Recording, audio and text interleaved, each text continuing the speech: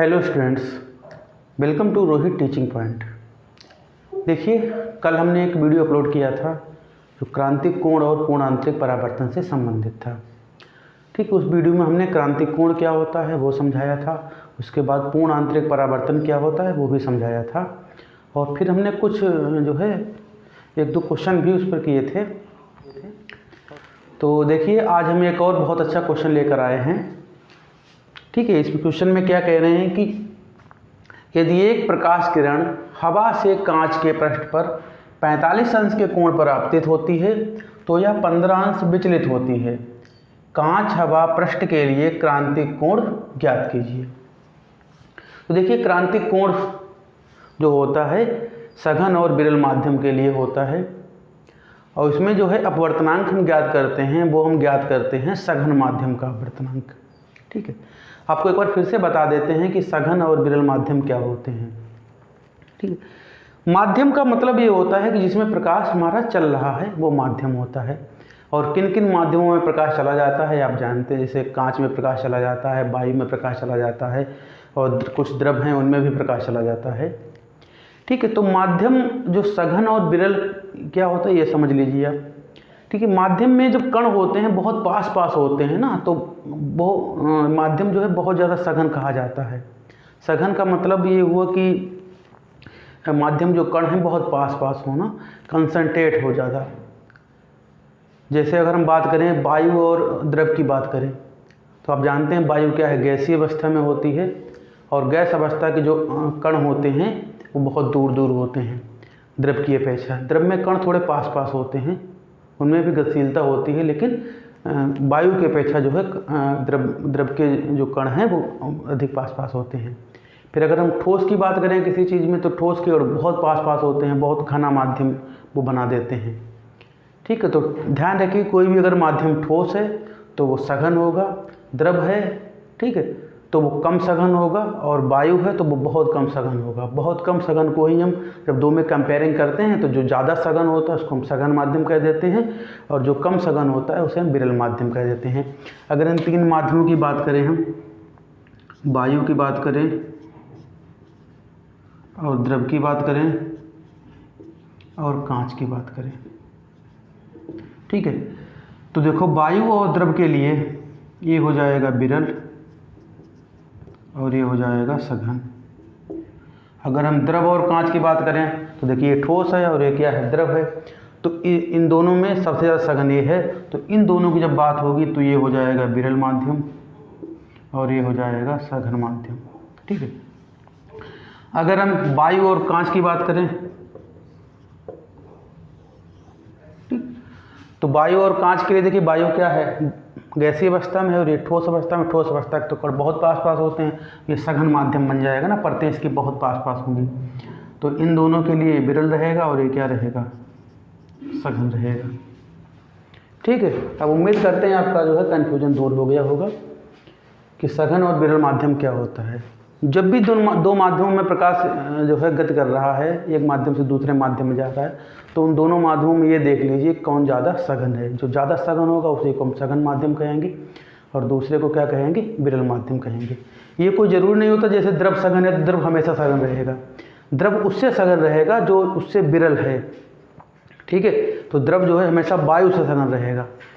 कांच जो है वो द्रव से भी सघन है, तो इसलिए कांच और द्रव के लिए कांच सघन होगा और द्रव विरल होगा। ठीक है, तो ये सघन और विरल माध्यम आप समझ चुके होंगे।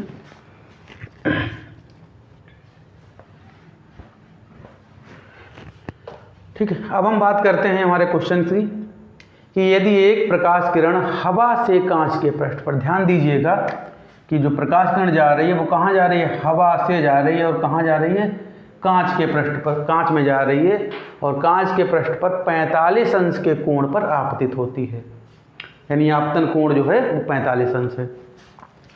और कह रहे हैं तो यह 15 अंश विचलित होती है। ठीक है, अब देखिए प्रकाश जब एक माध्यम से दूसरे माध्यम में जाता है तो प्रकाश किरण है अपने मार्ग से विचलित हो जाती है। अब वो विचलन दो प्रकार से होता है कि अगर प्रकाश किरण सघन माध्यम से विरल माध्यम में जा रही है तो विचलन जो है वो अविलंब से दूर की तरफ होगा, और अगर विरल माध्यम से सघन माध्यम में जा रही है तो विचलन अविलंब की तरफ होगा।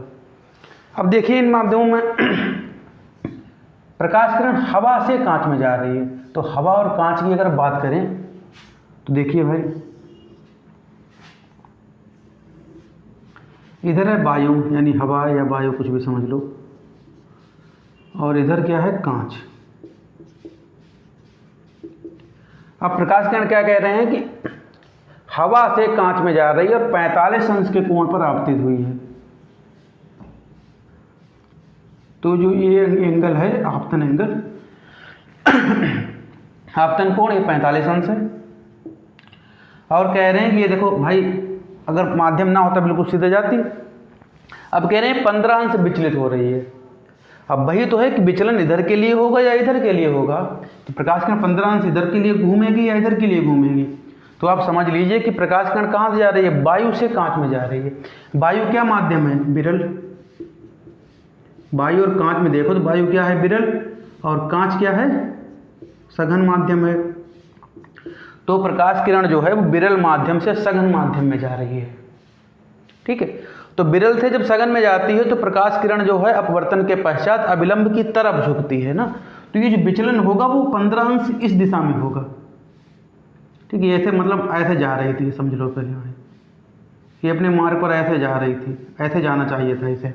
अब कह रहे हैं कि 15 अंश जो है विचलन हो जाता है, तो 15 अंश उधर के लिए विचलन नहीं होगा, 15 अंश इस दिशा में विचलन होगा। भाई अगर सघन से विरल में जा रही होती तो विचलन उधर के लिए होता। ठीक है, तो ये अविलंब की तरफ झुक जाएगी 15 अंश, ये 15 अंश जो है विचलित हो जाएगी। ठीक है, तो भाई ये 45 है तो पूरा 45 होना चाहिए था, लेकिन 15 अंश विचलित हो गई, तो 15 अंश कोण कम हो जाएगा ना, क्योंकि अविलंब की तरफ झुक रही है। तो अविलंब के साथ ये जो कोण बनाएगी, ये बनाएगी कितना, 30 अंश बनाएगी। और यही इस क्वेश्चन की सबसे खास बात है कि आपको पता होना चाहिए कि विचलन किस दिशा में होगा। ठीक है, तो भाई आपतन कोण क्या है, देखिए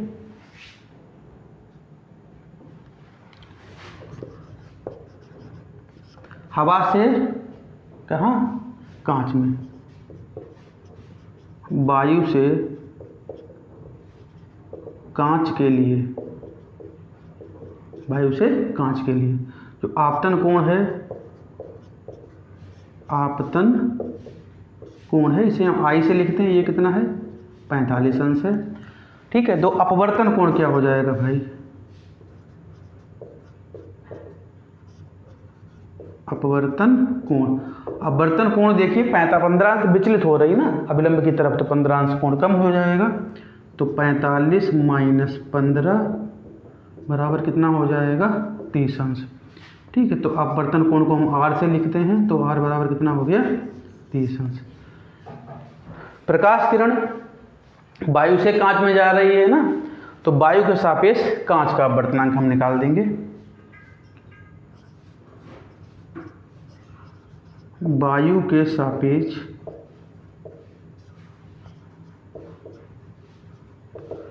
कांच का अपवर्तनांक। ठीक है, तो वायु के सापेक्ष कांच का अपवर्तनांक इसको कैसे लिखेंगे, वायु के सापेक्ष कांच का अपवर्तनांक। ठीक है, तो वायु के सापेक्ष कांच का अपवर्तनांक कैसे निकलेगा, आपतन कोण आई, इसके सापेक्ष का माना ना, ये हो गया आपतन कोण, ये हो गया अपवर्तन कोण। तो वायु के सापेक्ष कांच का अपवर्तनांक बराबर क्या हो जाएगा, साइन आई होता है ना, साइन आई कितना है, 45 अंश है, तो ये हो जाएगा 45 अपान साइन आर यानी 30 अंश। ठीक है, तो ए एन जी साइन 45 का मान क्या होता है, 1/√2, और साइन 30 का मान क्या होता है, 1/2। तो इसमें ये वाला फ्रैक्शन ऐसे ही रहेगा और ये चेंज हो जाएगा। ठीक है, अब यहाँ देखिए पता होगा आपको, 2 जो होता है 2 में 2 बार √2 होते हैं ना, √2 का मतलब होता है 2 की पावर हाफ, और 2 का मतलब है 2 की पावर 1। ठीक है, तो हाफ पावर से इसमें हाफ पावर कैंसिल हो जाएगी, तो हाफ पावर बचेगी ना, तो ये बचेगा √2। अब देखिए ये अपवर्तनांक किसका है, सघन माध्यम का है या विरल माध्यम का है, तो वायु के सापेक्ष क्या है, सघन माध्यम का अपवर्तनांक है, तो इसी को हम लिख लेंगे n, सघन माध्यम का अपवर्तनांक। ठीक है, यहाँ पर लिख दें सघन माध्यम का अपवर्तनांक n बराबर आ जाएगा √2। ठीक, अब पूछ रहे हैं क्रांतिक कोण, कांच हवा पृष्ठ के लिए क्रांतिक कोण। तो आप जानते हैं कांच हवा पृष्ठ के लिए क्रांतिक कोण अगर c हो तो सघन माध्यम के अपवर्तनांक और क्रांतिक कोण में क्या संबंध होता है, क्रांतिक कोण c के लिए क्या होता है। ठीक है, ये मिटा देना थोड़ा। क्रांतिक कोण c के लिए क्या होता है, n = होता है 1/sin c। n का मान कितना है, √2, तो √2 = क्या हो जाएगा 1/sin c। इसका रिवर्स ले लीजिए तो sin c = हो जाएगा 1/√2, और 1/√2 कितने पर मान होता है ये आपको पता होना चाहिए, ये होता है 45 अंश पर मान। तो इसका मतलब है कि कांच हवा पृष्ठ के लिए जो क्रांतिक कोण है वो कितना हो जाएगा, 45 अंश हो जाएगा। ठीक है, यहाँ पर देखिए वायु कैसा, विरल माध्यम, और क्या है, सघन माध्यम। तो एक माध्यम के सापेक्ष दूसरे माध्यम का अपवर्तनांक कैसे निकालते हैं, पहले माध्यम में आपतन कोण और बटे दूसरे माध्यम में अपवर्तन कोण। ठीक है, n बराबर क्या होता है, sin i/sin r। ठीक है, तो क्या निकलेगा, वायु के सापेक्ष कांच का अपवर्तनांक निकलेगा। अब कांच सघन है तो सघन माध्यम का ही अपवर्तनांक हमें चाहिए होता है क्रांतिक कोण के लिए। जब सघन माध्यम का अपवर्तनांक निकल आएगा, ठीक है, तब हम क्रांतिक कोण के लिए सूत्र लगा देंगे n = 1/sin c। यहाँ पर एक चीज़ ध्यान रखिएगा कि n जो होगा वो सघन माध्यम का ही अपवर्तनांक होगा। ठीक है, सघन और विरल ये आप अच्छी तरीके से समझ गए होंगे। ठीक, ये बहुत ही अच्छा क्वेश्चन था। तो जो है ये हो गया। बाकी देखिए एक दो और क्वेश्चन देखते हैं जो पहले वाले वीडियो से संबंधित होंगे। तो देखिए एक और क्वेश्चन लेकर आए हैं, ये बहुत ही अच्छा क्वेश्चन है और ये बोर्ड एग्जाम में 2018 में आ चुका है। 2018 में ये क्वेश्चन आ चुका है और मुझे बहुत ही अच्छा ये क्वेश्चन लगा है, तो हमने सोचा आप लोगों को ये बता दिया जाए, समझा दिया जाए। देखिए इस क्वेश्चन के माध्यम से आप कई और चीज़ें देखेंगे। ये क्वेश्चन बिल्कुल अलग है, ठीक है, और आपको बहुत अच्छा क्वेश्चन को सिखा के जाएगा। क्या कह रहे हैं कि किसी सघन माध्यम में क्रांतिक कोण व्यक्त होता है IC = tan 1 5/7 से। अब कह रहे हैं कि सघन माध्यम का अपवर्तनांक विरल माध्यम के सापेक्ष ज्ञात कीजिए। ठीक है, तो अपवर्तनांक जो है हमें सघन माध्यम का चाहिए है विरल माध्यम के सापेक्ष। क्रांतिक कोण दिया गया है। ठीक है, अब क्रांतिक कोण दिया गया है, लेकिन क्रांतिक कोण जो दिया गया है वो थोड़ा अजीब तरीके से दिया गया है और वो दिया गया है IC = tan 1 5/7। ठीक, तो ये थोड़ा आपको कन्फ्यूजन कर सकता है। तो ज़रा देखिए, तो क्रांतिक कोण दिया गया है भाई, क्रांतिक कोण को इन्होंने IC से लिखा है। ठीक है, क्रिटिकल एंगल जिसे बोलते हैं, ये दिया है tan 1 में। अब आपके देखिए आपको पता है कि क्रांतिक कोण और सघन माध्यम के अपवर्तनांक में क्या संबंध होता है, ये संबंध होता है 1/sin c। क्रांतिक कोण और सघन माध्यम के अपवर्तनांक में ये संबंध होता है, अपवर्तनांक = होता है 1/sin c। यहाँ पर कोण साइन में ना देके tan में दिया गया है ना, तो tan को हम फिर वापस साइन में बदलेंगे और फिर हम एंगल निकालेंगे। ठीक है, अब यहाँ पर IC है तो हम यहाँ IC लिख लेंगे, उससे ऐसी कोई दिक्कत नहीं है।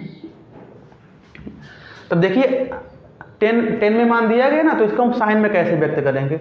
तो पहले तो आप tan को इन्वर्स है, इधर लाइए इसको, तो ये हो जाएगा tan IC = क्या हो जाएगा 5/7।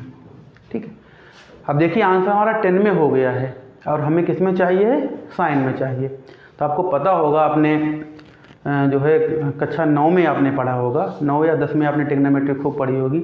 उसमें आपको पता है tan क्या होता है। tan बराबर होता है किसी समकोण त्रिभुज में अगर किसी न्यून कोण न्यून कोण का मान tan अनुपात में हमें चाहिए होता है तो क्या होता है, लंब बटे आधार होता है। और साइन के लिए हमें क्या चाहिए होता है, लंब बटे कर्ण। ठीक है, तो लंब और आधार दिया गया है, कर्ण हमें निकालना है। आपने एक और नियम पढ़ा होगा, वो है पाइथागोरस प्रमेय। पाइथागोरस प्रमेय से किसी भी समकोण त्रिभुज में अगर 2 भुजाएं दी गई हैं तो हम तीसरी भुजा निकाल सकते हैं। तो देखिए 10 का मान दिया गया 5/7, इसका मतलब एक समपूर्ण त्रिभुज है,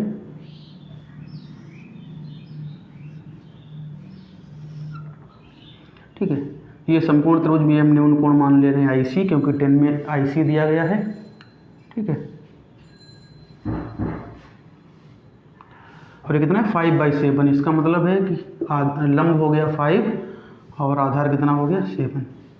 समकोण त्रिभुज में आपको एक और बात बता दें, आपको जिस एंगल के लिए हमें, जिस न्यून कोण की हम बात करते हैं उसके सामने का लंब होता है, ठीक है, और ये होता है आधार, और जो 90 एंगल के सामने होता है ये होता है कर्ण, ठीक है। अगर हम इस एंगल की बात करें तो इस एंगल के लिए ये लंब हो जाएगा और ये आधार हो जाएगा, कर्ण वही रहता है। तो ये चीज़ ध्यान देखिए, हमने ये एंगल माना है तो ये हो जाएगा लंब और ये हो जाएगा आधार।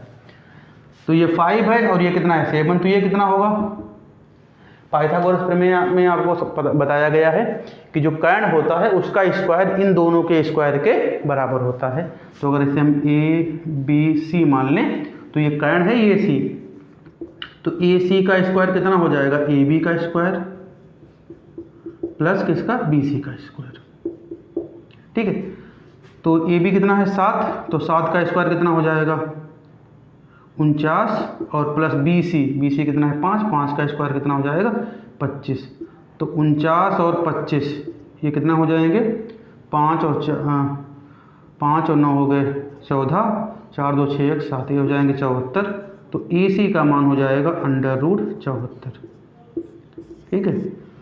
अगर ये जो है 81 होता तो 9 आ जाता, इसका मतलब ये जो है 8 और 9 के बीच में √74 ये मान आ गया, ठीक है। अब देखिए इसी त्रिभुज में हमें कर्ण पता चल गया है, लंब पहले से पता था हमें, आधार भी पता था, तो अब हम किसी में भी मान निकाल सकते हैं, कोई जरूर नहीं साइन में ही निकालें।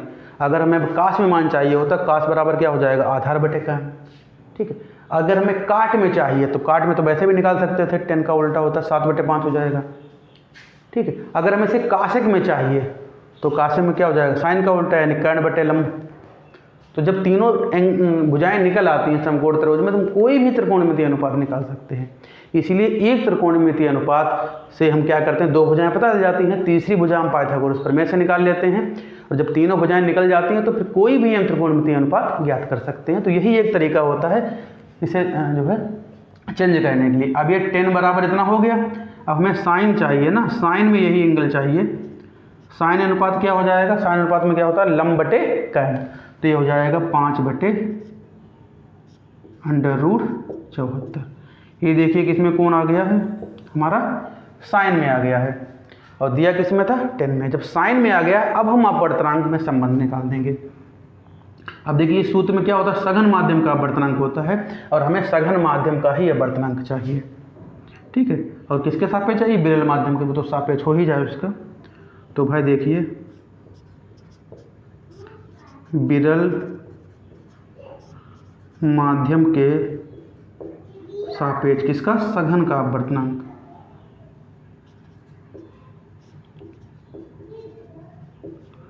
सघन माध्यम का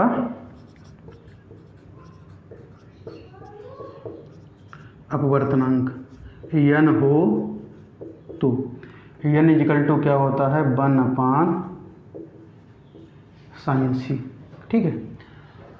तो भाई sin c का मान हमें पता है, तो 1/sin c का मान कितना है 5/√74।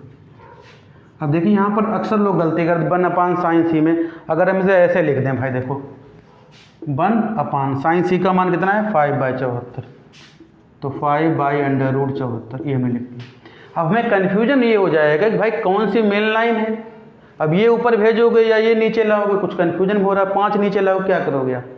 तो ये ध्यान रखिए ये हमारी 1 के बटे में ना, तो ये मेन लाइन है और ये हमारा मान है, तो हमेशा जो है जो मेन लाइन है उसको थोड़ा बड़ी बनाइए और ये लाइन छोटी बनाइए।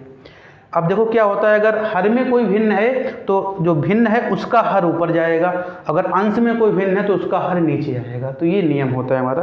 तो ये 74 जो है ये ऊपर आएंगे, तो ये हो जाएगा √74/5, ये हो जाएगा हमारा सघन माध्यम का अपवर्तनांक √74/5। ये हो जाएगा सघन माध्यम का अपवर्तनांक। तो देखिए आपको समझ में आया नहीं आया बताओ। किसी भी एंगल के लिए दिया गया है उस एंगल से हम कोई भी एंगल में बदल सकते हैं। ठीक है, इसका बताओ तो एक और एग्जाम्पल दे दें आपको। जैसे अगर कोई कोण दिया गया, देखिए कोई कोण ने दे दिया, जैसे दे दिया है, यहां लिखते हैं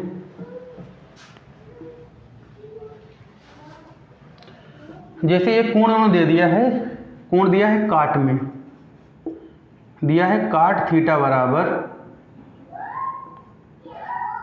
4/3। बाकी कोई भी एंगल आप जो अनुपात चाहें सो उस अनुपात के लिए इस एंगल उसी अनुपात को निकाल सकते हैं इस एंगल के लिए। तो काट में दिया गया, काट क्या होता है? काट होता है टेन का उल्टा, टेन होता है लंब बटे आधार, तो काट हो जाएगा आधार बटे लंब। यानी एक ऐसे समकोण त्रिभुज की बात कर रहे हैं जिसमें जो आधार है 4 है और लंब कितना है 3 है। तो ऐसा हम त्रिभुज बनाने की कोशिश करते हैं। आधार होगा 4 और लंब होगा 3। ये हो गया 4 और ये हो गया कितना 3। ठीक है, और तो इसके लिए हम मान लेंगे न्यून कोण। अब देखिए अगर आप ये वाला न्यून कोण मानते हैं तो ये इसके लिए लंब हो जाएगा, ये आधार हो जाएगा। ठीक, कर्ण वही रहेगा। तो ये हो गया 4 और ये हो गया 3। तो काट थीटा बराबर 4/3 दिया था, इसका मतलब आधार 4 है और लंब कितना है 3। अगर हम ये थीटा माने तो अब ये 4 है 3 है, ये निकाल लेंगे। आपको पता है कि कर्ण क्या होता है, इन दोनों के कर्ण का स्क्वायर इन दोनों के स्क्वायर बराबर होता है। इसका स्क्वायर कितना हुआ 16 और इसका स्क्वायर कितना हुआ 9। तो 16 और 9 कितना हुआ 25। 25 किसका स्क्वायर होता है 5 का। तो ये जो हमारी साइड आ गई कितनी आ गई 5 आ गई। इसमें आप कोई भी मान निकाल सकते हैं। आपको साइन थीटा चाहिए तो साइन थीटा बराबर क्या होता है लंब बटे कर्ण, तो ये हो जाएगा 3/5। आपको काट थीटा चाहिए तो ये क्या होता है आधार बटे कर्ण 4/5। ठीक है, टेन चाहिए तो 10 होता है लंब बटे आधार, या इसका उल्टा कर दीजिए, 10 और काट एक दूसरे के उल्टे होते हैं, 3/4 हो जाएंगे। सेक चाहिए तो सेक होता है कास का उल्टा, ये 4/5 तो हो जाएगा 5/4 कर्ण बटे लंब। कासेक चाहिए तो कासेक जो होता है वो किसका उल्टा होता है साइन का उल्टा होता है, साइन होता है लंब बटे कर्ण, ये होता है कर्ण बटे लंब। 1 2 3 4 5 6 सभी अनुपात निकल आए। तो ऐसे किसी भी कोण से हम कोई भी कोण का अनुपात अगर किसी भी त्रिकोणमितीय अनुपात दिया गया है तो हम ऐसे कोई भी और त्रिकोणमितीय अनुपात ज्ञात कर सकते हैं। ठीक है, अगर कर्ण दिया गया होता, ठीक है, तो कर्ण के स्क्वायर से कोई भी एक स्क्वायर घटा दीजिए तो दूसरे का स्क्वायर आ जाएगा ना। तो पाइथागोरस प्रमेय में आपने देखा होगा, जैसे अगर हम कहें कि मान दिया गया है काट थीटा का मान दिया गया है 5/13 और टेन थीटा का मान निकालो, तो काट बराबर क्या होता है आधार बटे कर्ण। ठीक है, आधार बटे कर्ण, तो आधार क्या है 5 है और कर्ण क्या है 13 है। तो इस एंगल को हम थीटा मान लेंगे, तो ये हो जाएगा 5 और ये हो जाएगा 13। अब हमें ये चाहिए, ठीक है, तो इसके स्क्वायर से स्क्वायर घटा दो, तो इसका स्क्वायर कितना हुआ है 169 और 25 घटा दीजिए, तो 9 में से 5 गए 4 बचे और 16 में से 2 गए 14 बचे। 144 है, 144 किसका स्क्वायर होता है 12 का होता है। तो मैं तीनों पता चल गए। अब आपको 10 अगर चाहिए तो 10 थीटा बराबर क्या होता है लंब बटे आधार, तो 12/5 ये हो जाएगा 10 का मान। ठीक है, तो इस तरीके से आप कोई भी त्रिकोणमितीय अनुपात ज्ञात कर सकते हैं। ठीक है, ये समझ में आया। ठीक है, इसका एक दो और बताओ, एक दो और एग्जाम्पल करा देते हैं इसका। ठीक है, नोट करिए इसे। तो देखिए 2 और क्वेश्चन है, ये भी बहुत अच्छे क्वेश्चन थे, तो इनको भी जो है आप लोग समझ लीजिए। पहला क्वेश्चन वही है जो अभी हमने कराया था, तो इसलिए अब हम जो है थोड़ा इसे फास्ट करेंगे। क्या कह रहे हैं कि किसी सघन माध्यम में क्रांतिक कोण को थीटा सी इक्वल टू 10⁻³ द्वारा व्यक्त किया जाता है। सघन माध्यम का अपवर्तनांक विरल माध्यम के सापेक्ष ज्ञात कीजिए। तो इसमें जो क्रांतिक कोण है, क्रांतिक कोण थीटा सी बराबर कितना है 10⁻³ तो 10 को इधर लाएंगे तो 10 थीटा सी बराबर कितना हो जाएगा 3/4। अब देखिए 10 में मान दिया गया, लेकिन क्रांतिक कोण में हमें मान किस में चाहिए होता है साइन में। तो देखिए कोई एक हम ऐसे त्रिभुज की कल्पना करते हैं जिसका जो आधार है वो 3 है और ये है 4। तो अब जानते हैं पाइथागोरस प्रमेय से ये कितना हो जाएगा, 3 का 4 का स्क्वायर 16 और ये 9 25, 25 किसका स्क्वायर होता है 5 का होता है ना। तो tan थीटा बराबर 3/4 है, तो साइन थीटा बराबर क्या हो जाएगा, साइन थीटा c बराबर कितना हो जाएगा 3/5 लंब/कैरो। अब साइन का मान निकल आया, ठीक है। अब हम निकाल देंगे अपवर्तनांक सघन माध्यम का, सघन माध्यम का विरल माध्यम के सापेक्ष अपवर्तनांक, ठीक है। n बराबर क्या होता है 1/sin c, तो 1/sin c का मान कितना हो जाएगा 3/5 है, ठीक है। ये देखिए नीचे भिन्न बन रही है तो ये ऊपर आएगा, तो n बराबर कितना हो जाएगा 5/3, ये हो जाएगा सघन माध्यम का अपवर्तनांक, n बराबर 5/3, ठीक है, 5/3 आ जाएगा आंसर, ठीक है। क्वेश्चन नंबर 2 का आंसर देखिए,